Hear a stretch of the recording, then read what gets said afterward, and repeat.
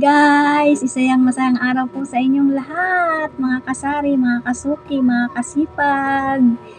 Isang revelation ko po guys ang isi-share sa inyong lahat para idagdag nyo po sa inyong mga tindahan about sa aking product na dinagdag at dineliver guys sa aking tindahan sa araw na ito guys. Kaya manood na po kayo sa aking i-reveal sa inyo.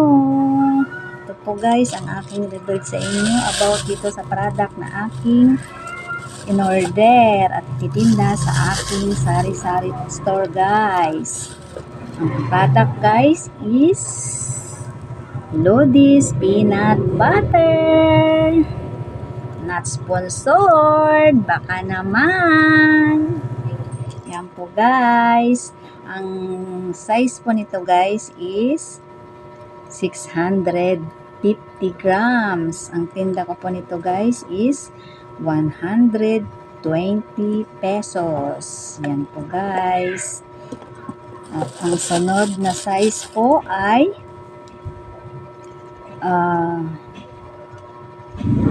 malabo na po yung mata ko guys. Wait guys magsalamin muna tayo mga kasari, kasuki, kasipag. 600 grams po ito mga kasari, kasuki. Ang benta ko po nito ay 105. And then ang susunod na size is 300 grams po mga kasari, kasuki, kasipag. Ang price po niya is 55. Yan po ang aking selling price guys. And then next size po is 165 grams. Ang benta ko po niyan kasari, kasuki, kasipag ay 45 pesos. And then ang susunod nating size is 125 grams. Ang benta ko po nito ay 30 pesos. And then ang susunod na size is 50 grams. Ang benta ko po nito is 15 pesos. Yan po ang mga sizes nito guys. Ang size nun po nito guys na in-order ko is 1, 2, 3, 4, 5, 6 sizes lang po siya guys.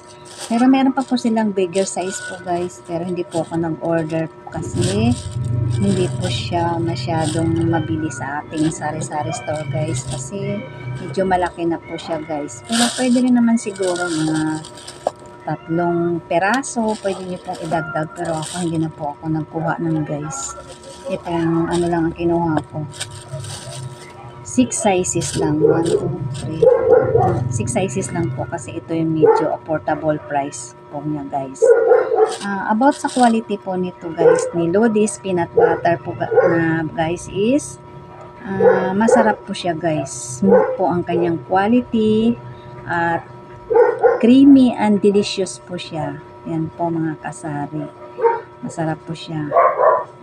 Malinamnam po talaga guys, kaya itininda ko po talaga siya guys kasi gusto ko po ang kanyang quality guys. At yung price po niya is suwak po talaga ang price din po siya guys. Mura lang po. Di po ba? Mura lang po siya guys. 650 grams is 120. Murang-mura po yan guys. Depende po sa inyo guys kung magkano po ang inyong ibebenta. Ito po guys is pwede rin itong 110. At saka ito pwedeng maging 125. Pero sa umpisa lang po guys, medyo mura-murahan lang po natin. Maliit lang po ang itutapatong natin kasi para malaman nila yung quality, yung sarap nito. Kahit unti-unti nyo lang pong tataasan pagka medyo fast moving na po siya guys. Yan po ang kanyang mga sizes guys. Ang price po niya guys is talagang okay po guys. Tama lang po sa sizes niya. Mura po siya. And then about saan ko to ito ibinili guys. Meron po silang ano guys, Facebook page. Search nyo po Lodi's Peanut Butter. Search mo po sila nyo po sila sa kanilang Facebook page. Pwede po kayong mag-order doon. Kung pwede po nilang i-deliver sa inyo. Pero sa akin guys, dinideliver po nila to once a week po kami. Once a week po kami dinideliveran nila. Pero pagka halimbawa guys na medyo bago pa lang po kayo, ito pong advice ko sa inyo guys, share ko sa inyo, kuha po muna kayong konti-konti lang sa lahat ng size. Kasi dati po ang ino-order ko po nito guys is 10 pieces po siya bawat sizes po guys. Pero kung halimbawa po na medyo fast moving na po sa inyo, pwede po kayo magdagdag.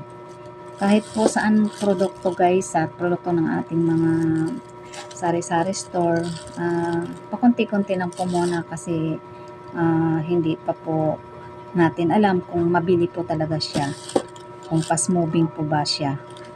Kahit ano pong paninda pwede nyo pong kuntian muna, tsaka na lang po dagdagan. Kahit yung mga hindi po fast moving guys, idea lang po, share ko lang po. Kumukuha po talaga ako kahit 3, mga ganon, or 5 peraso para po hindi po mawala sa atin ang ating mga customer. At least po guys, kahit na hindi po siya fast moving, meron pa rin po tayo. Kasi halimbawa po, may nabili po sila sa atin na 1 peraso na hinahanap nila. May naalala po sila, dadagdagan po nila na maalala silang meron pa pala silang bibilin. Di po ba, dagdag rin po binta natin yun guys sa ating sari-sari store.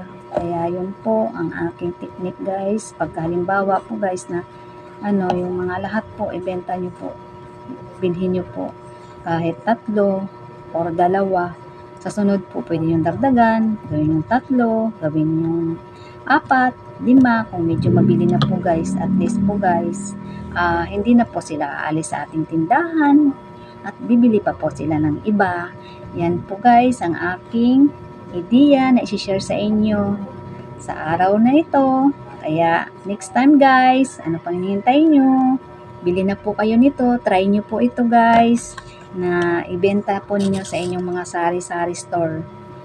Try nyo po guys para dagdag kita rin po guys. Dagdag rin po ng laman ng ating sari-sari store. Kahit pa konti-konti lang po. Pagka dagdag lang po tayo. Yan po guys ang aking share idea sa araw na ito. Kaya follow me and click the notification and subscribe. Thank you for watching. God bless everyone. See you my next vlog.